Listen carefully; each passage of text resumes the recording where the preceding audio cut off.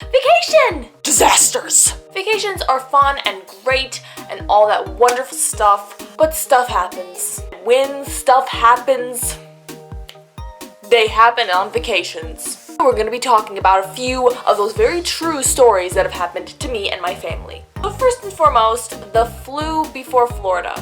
There was this specific time many years ago where we were going to drive to Florida as a family, and we were all ready, and we'd been like years of planning, and we were all ready to go, and it was the morning of, it was like 5 in the morning, and everyone was ready to go and to get in the car, and my brother's all like, I don't really feel good.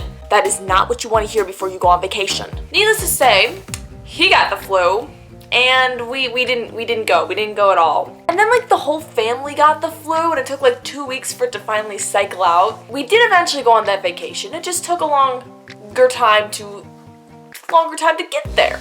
It just kind of sucked because like the morning we were gonna leave, he just like started throwing up and everything.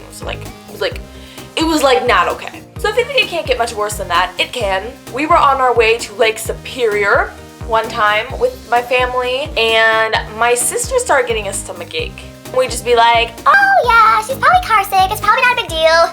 no! Turns out she had appendicitis and had to get emergency surgery. Now obviously this was probably most difficult on her and less of me, but honestly it affected us all because we were all worried about her sitting in our cabin with my sister in the hospital. Thankfully she's fine, everything was okay. She just she couldn't enjoy the vacation as much as the rest of us because, you know, she couldn't walk and everything, so. Now this other time, we went to a cabin on the lake with a bunch of our other family, and that was great because like it was great to see them, but because there were so many of us, we had to sleep in close quarters. I had to sleep in the same room as my brother and sister, and in the same bed as my sister. Now my sister likes to have her bed like kind of bunched up when she sleeps, like all of her blankets are all curled around her and like a big, like really like super close, like this, right? Now I can't deal with that, okay? I have to have everything smooth and straight and just nice and just like very, okay? It has to be like smooth sheets, smooth blankets, everything just must be smooth and no wrinkles. And so you can imagine that it's really hard for us to sleep together because like she always wanted to bunch everything up and I always wanted everything straight, and we drove each other nuts. And then my brother would talk in his sleep and just yell things out randomly in the middle of the night, and his bed squeaked. Every time he moved, it was like squeak. So at another lake house we went to once, the first thing I noticed when I went to check out my room was that there was a hornet on my bed. Like straight up a dead hornet just like sitting on my bed, just waiting for me to sit on it and sting my butt. Anyway, so like I was not down with that. And then we found out later that my dad actually found a mouse in the house, and I was actually super thankful that he didn't tell me that until we left. And on the flip side, outside of the house, we had like this pontoon boat, and it like straight up didn't work. Like it took like a bunch of tries to like get it going. My dad was like,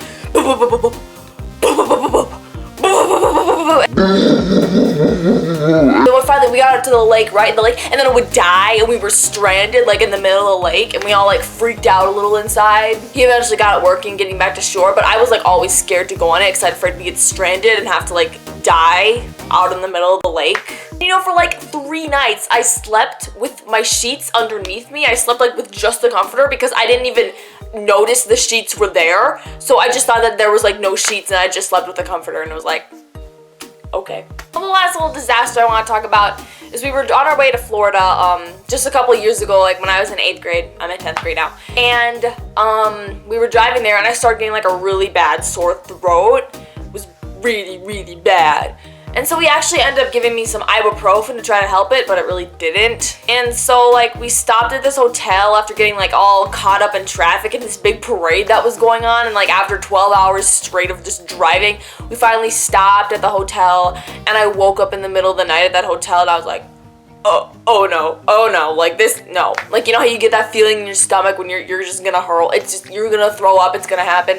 Yeah, so there I was, at the edge of Florida, miles away from my house, just sitting there in a tiny little hotel bathroom with all my family, all cramped in this little hotel in the middle of the night, just heaving, throwing up.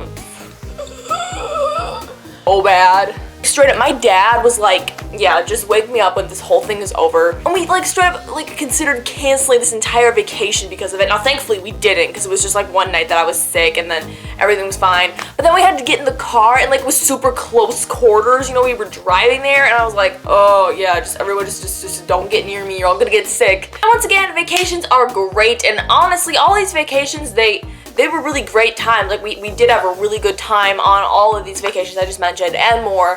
We hit some speed bumps, you know? You gotta get over the speed bumps. Speed bumps. Speed bumps. I'll see you guys later.